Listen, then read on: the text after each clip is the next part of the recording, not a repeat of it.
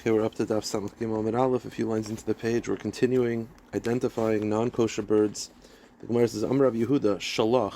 The Shalach bird, which is written in Vayikra as a non-kosher bird, Ze Hashayla Dagam in Ayam. It's a bird that goes into the water to catch fish with its mouth.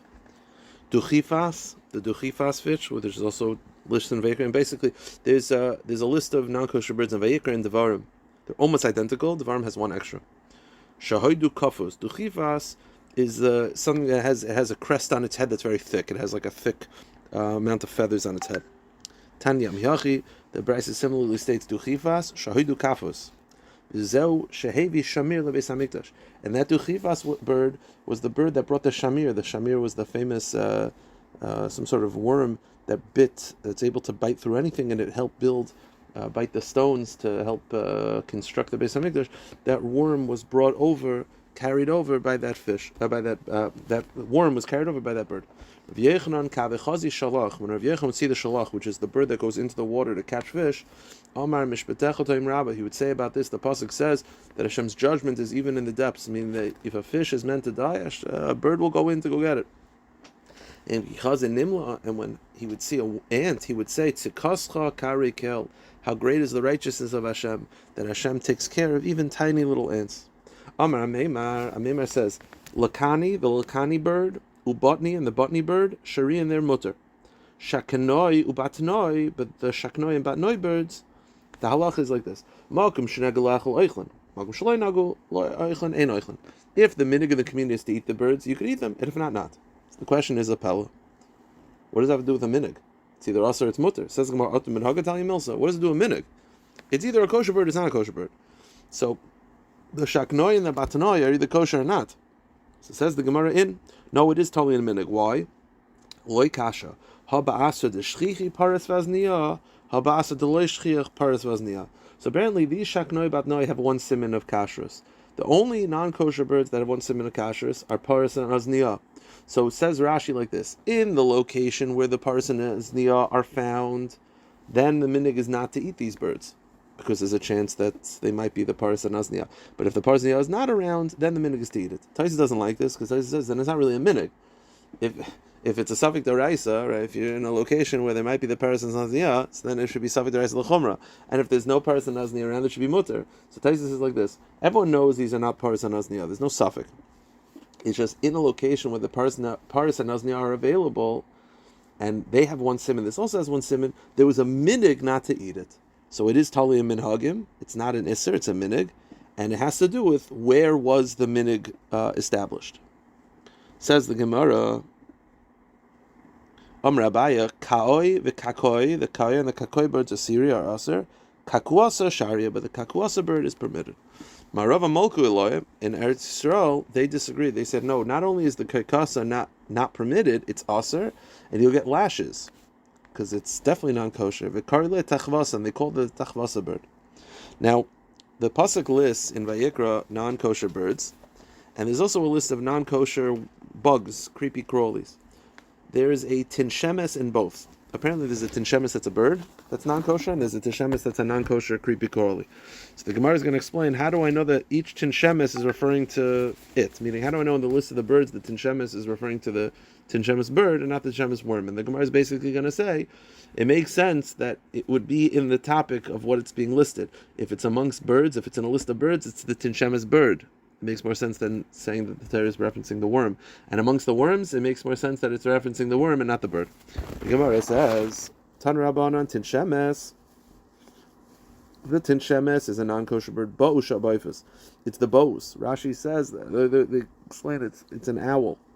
Pasha says it's an owl. The owl is a non-kosher bird. Atam or bama shabayfus. And the bo'usham b'b'shratzim. How do I know that tinshemes in this list is referring to a non-kosher bird? Maybe it's referring to the non-kosher creeper crawly, which is also called tinshemes. Amr. We say, well, one of the Yugim Midas is Davar Halam Min Yanai, which means you look at the context. Just like the context of this topic is birds, so it makes sense that we're talking about birds. We find the similar back and forth regarding the list of creepy crawlies. We find the similar back and forth regarding the creepy crawlies. Tinshemes b'yisha b'sratzim. The tinshemes is a creepy crawly that's aser. How do I know it's referring to that? Maybe it's referring to birds. Meaning maybe there's only one.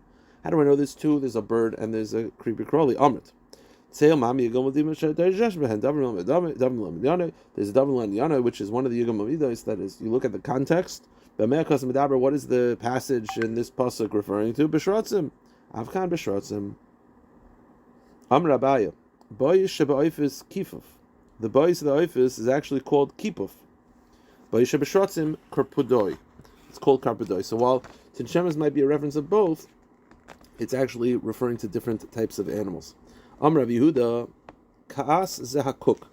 Ka'as, which is in Vayikra as being a non-kosher bird, is the cook. And Rocham zeh sharakrak.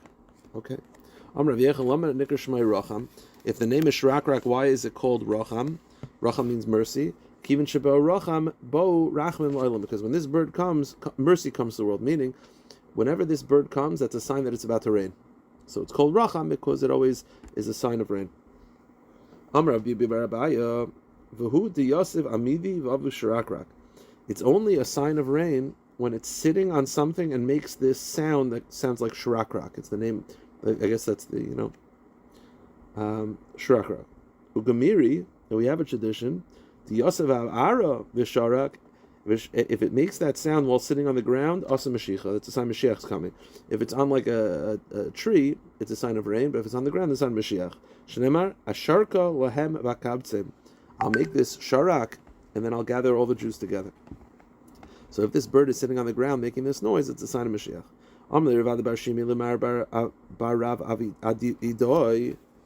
He said to Rav Idoi, Hahu diyasav kikarva visharak. I saw this bird that was sitting on the floor, and it made that noise.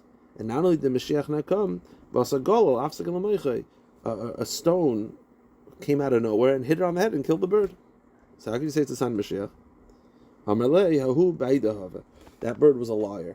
I don't know what that means, but when they're telling the truth, it's a sign of Mashiach. When they're lying, not. Tan Rabbana and Oyriv. Oyriv, we translate it as a raven, but Oyriv is a non-kosher bird. Ze Oyriv. Oyriv, Ze Oyriv. The question, what is this drasha really adding? Oyriv, Ze Oyriv. Okay. Eskol Oyriv, the extra words Eskol is Lahavi Oyriv Hamaki. It's to include the deep Oyriv. And Leminoi, the actual word Leminoi is Lahavi Oyriv Haba Barashi Yavonim, is to include the Oyriv that comes with pigeons. What does all mean? Let's go through the first one. Amrav. Oyriv Ze Oyriv. What is Oyriv Ze Oyriv? What it's right in front of me? Ze, like I'm pointing. What's Ze Oyriv?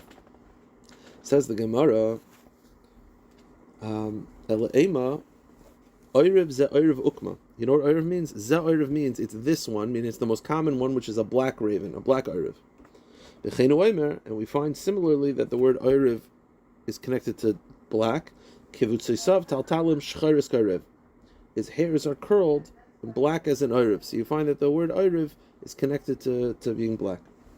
Hamaki chivara. Then the pasuk says, Es kol Oyriv is to include Hamaki, the deep Oyriv. What's that referring to? That's the white Oyriv. Because when white is next to darkness, the white seems deeper.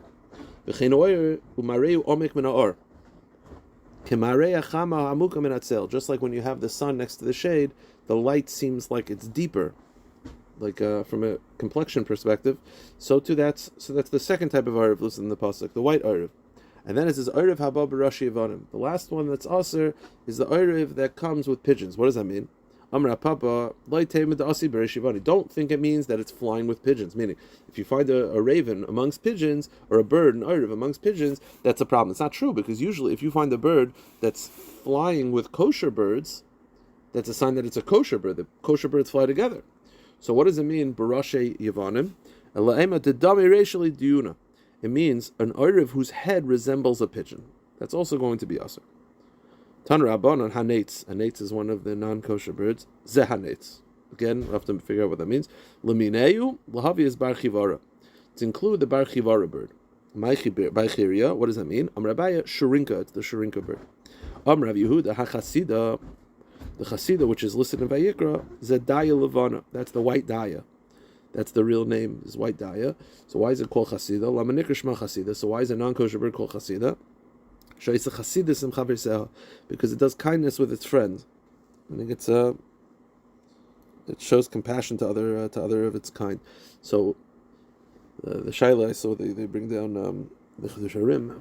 I think Rabbi said the same thing, that is a non-kosher bird, so it doesn't have great midas. So it says chasida. That's just chasidus for its friend. That's so why is it non-kosher?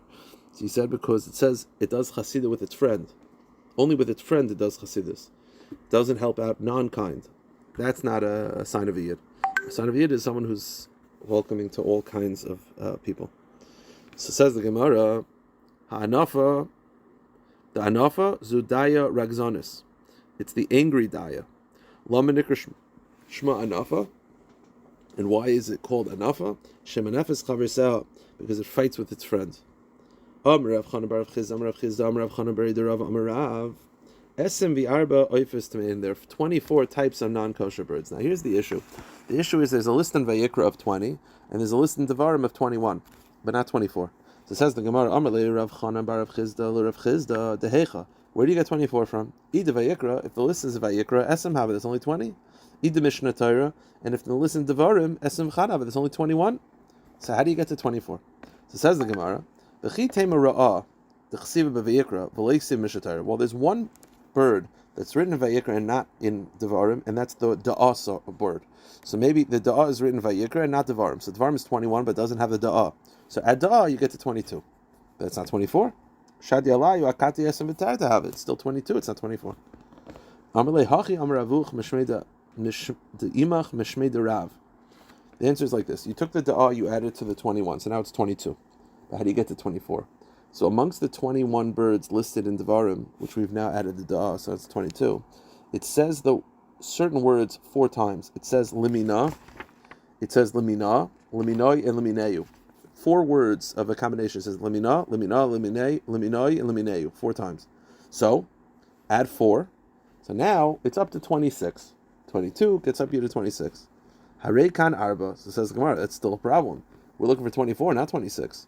So we started with 21, we added the Da'ah, got up to 22, we added the 4 words of limina, liminei, liminoi, limineu. Now it's up to 26, so we got to get down to 24. Ihachi esem v'sheshava. Rabbiya, Da'ah v'ra achasi. I'll tell you the answer. Don't add the Da'ah bird. The Da'ah bird is written in Vayikra, but not in Devarim. In Devarim, it's just written Ra'ah. And in Vayikra, it's Da'ah, Dalet and Resh. They're not different birds. They're the same bird. So now you can cut it down from 26 to 25. It was 21 originally. We added 1, and we added 4. Don't add the 1. The Da'ah and the Ra are the same. Says the Gemara, and go to the next page. I'll prove it to you that they're the same. Why? Because it's written in Vayikra and not Devarim. Devarim is adding. Devarim is a more extensive list. It has 21 as opposed to 20. So if it's written in Vayikra and not Devarim, it can't be that it's omitted. It must be, it's in Devarim. It just has a different word. In Vayikra, it's the Ra'ah, and in Devarim, it's the Da'ah. Okay.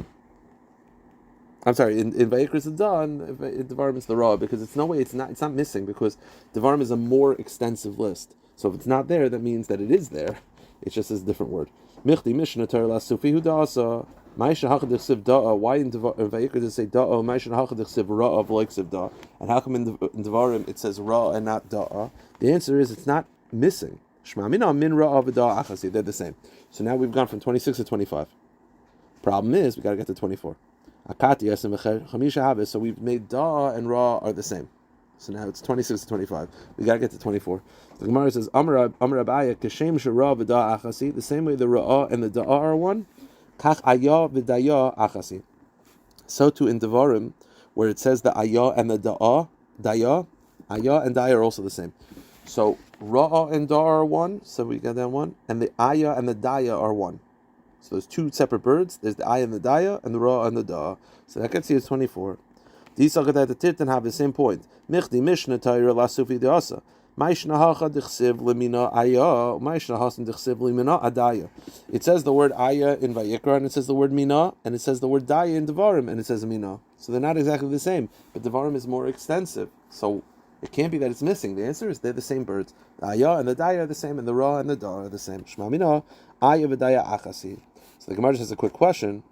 If the ayah and the daya are the same, if they're the same bird, then how come in Vayikra it's called the ayah and the Devarim is called the daya? Just pick one name. So I'll say it out. So we'll say it inside. The Gemara is going to say apparently it always had 2 names.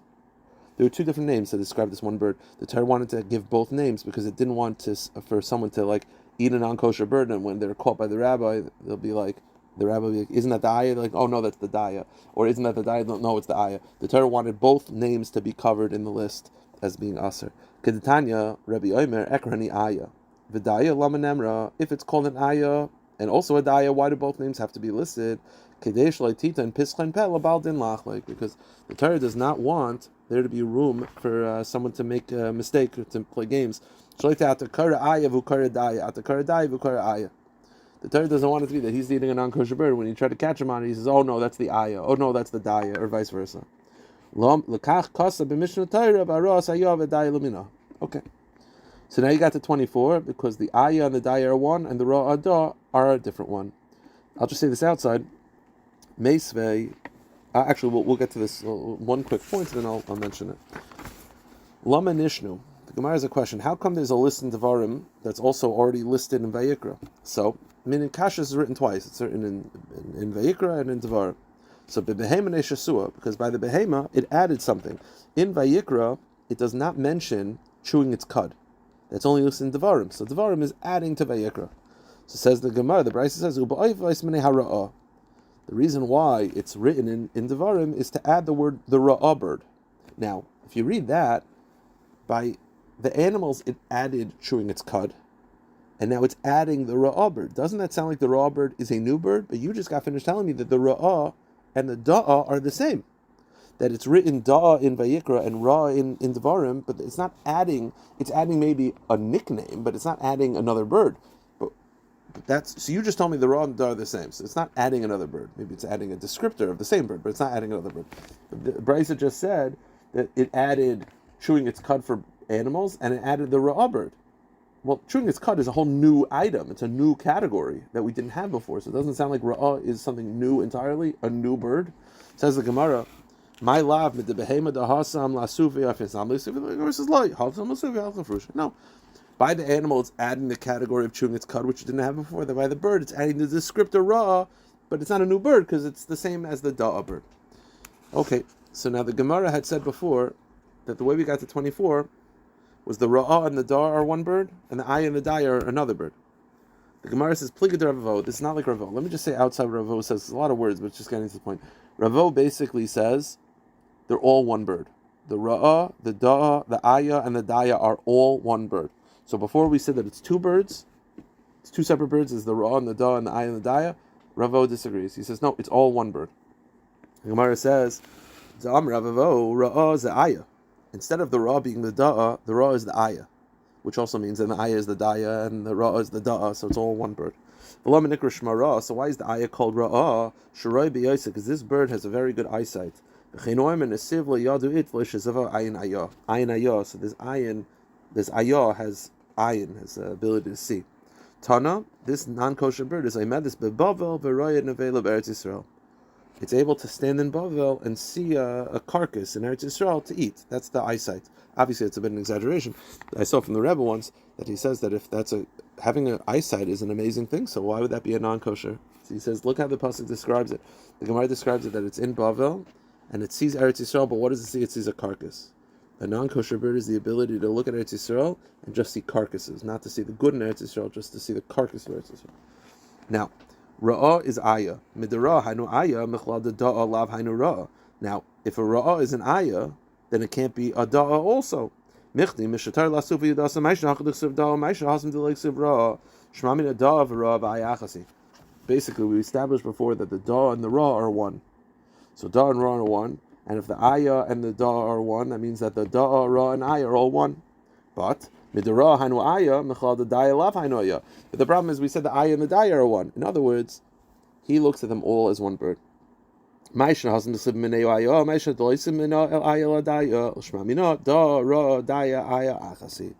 all one bird, so according to him, it's not going to be 24, it's actually going to be 25 birds. Tanya, Asi ben Yehuda Omer, Meya Oifas Tamemi Ish b'Mizrach. There are 100 non-kosher birds in the east, the Chullin min ayahi, and they're all in the family of the ayah bird. Tanya Avima Berei Deravavo, Sheva Meis Mine Dogenhen. There's 700 non-kosher fish. Shmoina Meis Mine Chagavim. and there are 800 types of non-kosher grasshoppers. Loifus and mispar, but there's no amount of birds. Now, the way it sounds like, it means like there's no amount of non-kosher birds, meaning there's no end, thousands and millions. Says the Gemara, oifus esem arba. I thought there's only 24 types of non-kosher birds. Oifus tahir mispar. It means that there is no end to the list of kosher birds. There's only 24, and the amount of kosher birds is infinity. Tanya, Rabbi Omer. So notice how there's more non-kosher. There's only 24 non-kosher birds, but there's much more non-kosher animals. So Tanya, Gali, Rabbi Omer, Gali v'dulaf name Yisha Omer. It was known before HaKadosh Baruch Hu that there are much more non-kosher animals than kosher animals. And that's why when the Torah always, I'll just say it outside, the Torah always likes to teach in a very, very shortened version, as succinct as possible. So by the kosher birds, it didn't list all the kosher animals. It didn't list all the kosher animals. It just said chewing its cud, split hooves. Because that's the shortened version. Meaning, by the kosher animals, it didn't list all the non-kosher. By the non-kosher birds, it lists all the non-kosher birds.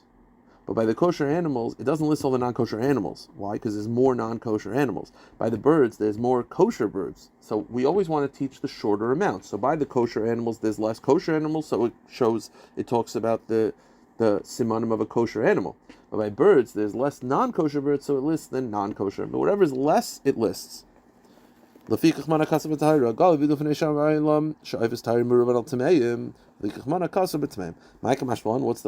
telling me that it always lists the smaller list? You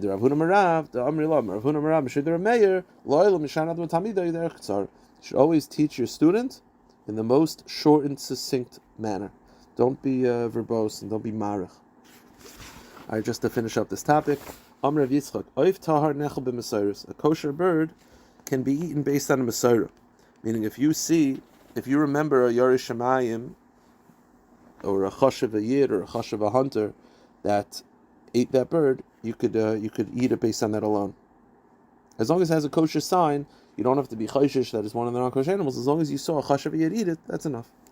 And similarly, Neman Hatzayid Loimar, a hunter is believed to say, Oiv Zetar Masali Rebbe. My Rebbe once gave me this bird and said that it's kosher. Amrav Yechanan, Hu Shabaki, but when the hunter's teacher, the hunter can say that his Rebbe gave it to him. Hu Shabaki behenu b'shmeisein. He has to be an expert in identifying the 24 non-kosher birds and identifying the birds that go by their name. Meaning he has to know all non-kosher birds and their species. So a hunter is able to say, my Rebbe gave this to me, as long as his Rebbe was very, very knowledgeable in the identifications of kosher birds and non-kosher birds. Boy, Rav Zera will end with this. Rabbi Chacham, Rabbi Tzai. When it says a hunter's Rebbe he could trust that his Rebbe is his Rebbe a Talmid Chacham, or is his Rebbe a Rebbe in hunting? When he's saying that Reuven had a Rebbe and he said my Rebbe gave this to me and he said it's kosher, he's believed as long as his Rebbe is an expert. Is Reuven's Rebbe a Rav, or is Reuven's Rebbe a Rebbe in hunting? It says the Gemara, Tashema, Dam Rav Yechu, Shabaki Bem Shemesen. Well, it says that the Rebbe has to be an expert in identifying all the birds. Yeah, Mishlam Rabbi Tzai Chapi. Well, if his Rebbe is a hunter, that makes sense. Hunters are experts. Yam Rabbi Chacham, but if you're saying that his Rebbe is a Talmid Chacham, Bishlam Shemayik Gamer. I understand how the Talmid Chacham will know the names of the non-kosher birds. Inu Miyada. But to be familiar with all the birds themselves, to know them intimately, how is he going to know this? Rav Shmamina, Rabbi Tzai Shmamina. It must be that his Rebbe is a hunter. Shmamina. All right, we'll stop here.